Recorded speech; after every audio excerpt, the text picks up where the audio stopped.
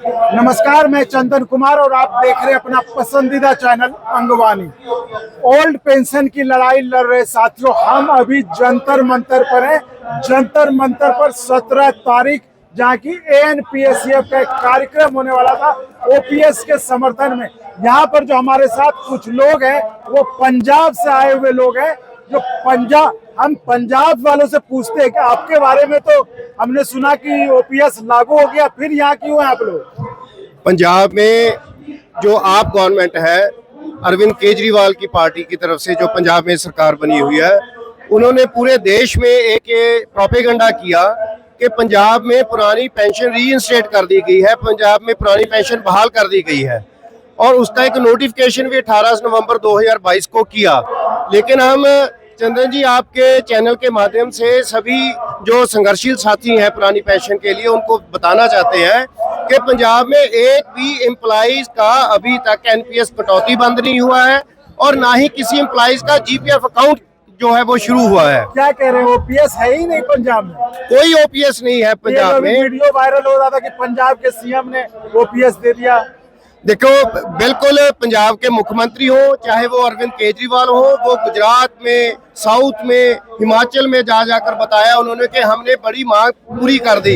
लेकिन जब हम पंजाब में इनको जाकर पूछते हैं कि आपका नोटिफिकेशन कब लागू होगा, तो अब पिछली दफा जो हमारी बैठक हुई सब कमेटी कैबिनेट मंत्रियों की बनी हुई है, तो उन्होंने बताया कि अभी तो हम यूपीएस के बारे में प्लान करेंगे, यूपीएस को एनालिसिस करेंगे। तो देखिए इतना बड़ा धोखा पंजाब के मुलाजमों के, क्योंकि पंजाब के मुलाजमों ने बहुत बड़ी गिनती में इनकी सपोर्ट की, इनकी सरकार बनाने में इनकी बहुत बड़ी एम्प्लॉइज का एक समर्थन था। उसके बावजूद भी आज तक जितनी कोई नई भर्ती पंजाब में हुई है ना उस पर ओपीएस लागू है, ना जो उससे पहले काम कर रहे थे उस पर ओपीएस लागू ही है। तो ये तो आप बड़ी अजीब चीज बता रहे हैं। पूरे देश में ये परसेप्शन है कि पंजाब में ओपीएस लागू हो गया, आप कह रहे हैं कि ओपीएस ही नहीं है। क्या सही में पंजाब में ओपीएस? बिल्कुल नहीं है। ये 18 नवंबर को इन्होंने जो 2022 को ना गुजरात इलेक्शन में बेनिफिट लेने के लिए जो उन्होंने ऐलान किया था, लेकिन उसके बाद मतलब उन्होंने कोई मतलब लागू नहीं किया, सिर्फ एक लाइन का नोटिफिकेशन जारी कर दिया, लेकिन उसके बाद उसको प्रैक्टिकली एग्जीक्यूट नहीं किया इन्होंने।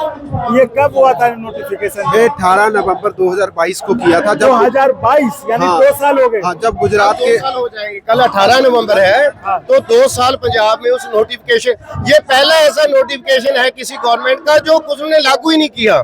तो ये देखिए कि एक पॉलिटिकल बेनिफिट लेने के लिए, पैन इंडिया पार्टी बनने के लिए, एम्प्लॉइज को अपनी तरफ खींचने के लिए, ये सिर्फ एक पॉलिटिकल इंटरेस्ट था। लेकिन जब हम इनके मंत्रियों के पास, अगर पंजाब में ओपीएस लागू हो गई होती तो आज हम जंतर मंतर दिल्ली क्या करने आ रहे हैं? तो इसीलिए तो हमने पूछा आपसे कि भाई आपके यहाँ ओपीएस लागू है, फिर आप यहाँ क्या कर रहे हैं? बिल्कुल कोई ओपीएस पंजाब में लागू नहीं हुई है। पंजाब में उसी तरह लोग धरना प्रदर्शन कर रहे हैं, उसी तरह उनके मंत्रियों, उन पंजाब पुलिस के हाथों से लाठीचार्ज करवाने के लिए वो आज भी उसी तरह से सह पा रहे हैं। पंजाब में जो आम आदमी पार्टी ने गारंटी दी थी पेंशन की, ओल्ड पेंशन स्कीम की, वो गारंटी अभी तक पूरी नहीं की और नए सिरे से पंजाब में जिमनी चोन हो रही है, बाईपोल हो रही है। वहाँ पे नए सिरे से लोगों को नई नई गारंटियां दी जा रही हैं। लेकिन पंजाब गवर्नमेंट ने एक भी एम्प्लॉय पर ओल्ड पेंशन स्कीम लागू नहीं की। और एक और बात, हमारे मुख्यमंत्री कहते हैं कि सेंट्रल गवर्नमेंट के पास पीएफआरडीए में जो एम्प्लॉइज की अमाउंट जमा हो चुकी है, क्योंकि सेंट्रल गवर्नमेंट वो वापस नहीं कर रही, इसलिए हम अभी तक ओपीएस लागू नहीं कर सके। हमारा सवाल है पंजाब सरकार से कि अगर सेंट्रल गवर्नमेंट एम्प्लॉइज का जमा हुआ पैसा वापस नहीं कर रही तो नया पैसा क्यों फंसा रहे हो? एक बार आप जीपीएफ कटौती शुरू करो, ओल्ड पेंशन स्कीम लागू करो और नई भर्ती वालों का तो कोई भी पैसा सेंटर के पास नहीं है, उन पर ओल्ड पेंशन स्कीम लागू करने में क्या दिक्कत है?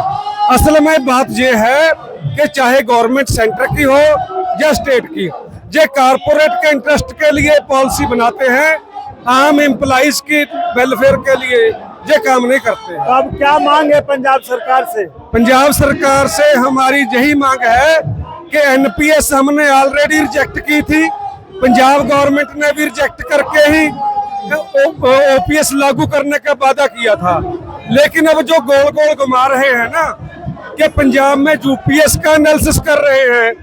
एक तरफ तो जब सेंट्रल गवर्नमेंट यूपीएस लेकर आती है तो संजय सिंह जो आम आदमी पार्टी के बड़े लीडर हैं वो कहते हैं कि बिल्कुल कबाड़ा है। वो बोलते हैं कि यूपीएस बिल्कुल कबाड़ा है, किसी काम की नहीं। लेकिन पंजाब के कैबिनेट मंत्रियों की सब कमेटी कह रही है कि हम अभी यूपीएस को एनालिसिस कर रहे हैं। सो या तो पंजाब की कैबिनेट सब कमेटी कहीं गलत है या संजय सिंह की बयानबाजी कहीं गलत है। हम तो एक ही बात कहेंगे कि पहले अपनी पार्टी में एक मत हो जाइए कि आपने कमिटमेंट ओल्ड पेंशन स्कीम की थी या उससे इधर उधर की थी। सो पंजाब में एक ही डिमांड समुच्चे एम्प्लॉइज की है कि हमें ना एनपीएस ना यूपीएस, हमें ओनली ओपीएस चाहिए। बिल्कुल, पंजाब में कोई भी ओपीएस स्कीम है जो लागू नहीं हुई है, सिर्फ नोटिफिकेशन हुआ है। जो नोटिफिकेशन को भी 2 साल हो गया। हाँ, नोटिफिकेशन को भी 2 साल हो गया है। उसके जो सरकार है, पंजाब सरकार, वो कह रही है कि हम एसओपी जारी करेंगे, पर 2 साल बीत गए हैं, अभी तक कोई भी एसओपी है वो जारी नहीं करी गई है। वो यूपीएस के बारे में सोच रहे हैं जो केंद्र सरकार 1/4/25 को ऑप्शनल के तौर पे दे रही है। तो हम पंजाब सरकार को ये चेतावनी देते हैं आपके चैनल के माध्यम से कि हम ओपीएस ही की डिमांड करते हैं। ओपीएस ही पंजाब के कर्मचारियों को चाहिए। एक बात और, देखिए, जो सेंट्रल गवर्नमेंट का ओपीएस के खिलाफ एक प्रवचन है कि ये इकोनॉमी के लिए डिजास्टर है, ये भविष्य की जो आने वाली पीढ़ी है उनके लिए जो है एक बड़ा डिजास्टर है, और इसको लाना अभी संभव ही नहीं है। जो टीवी सोमनाथन जिस कमेटी की सिफारिश से यूपीएस आई, लगभग उसी तरह की ही अब जो बात है वो पंजाब की आप सरकार कर रही है। इसलिए हमारी लड़ाई सेंट्रल गवर्नमेंट के साथ भी है, हमारी लड़ाई राज्य सरकार के साथ भी है। मोदी सरकार हमारा पीएफआरडीए में जमा राशि वो वापस लौटाने से लगातार इनकार कर रही है, और इसी के नाम पर पंजाब सरकार हमारी ओपीएस के नोटिफिकेशन को लागू करने से मना कर रही है। इसलिए जो नेशनल लेवल पर कोई जो इस तरह की कॉल आई है स्ट्रगल की, तो आज हम जंतर मंतर पे इसका समर्थन करने आए हैं। तो हमारा स्ट्रगल सेंट्रल गवर्नमेंट के साथ भी चलेगा और पंजाब में पंजाब सरकार की तरफ भी चलेगा।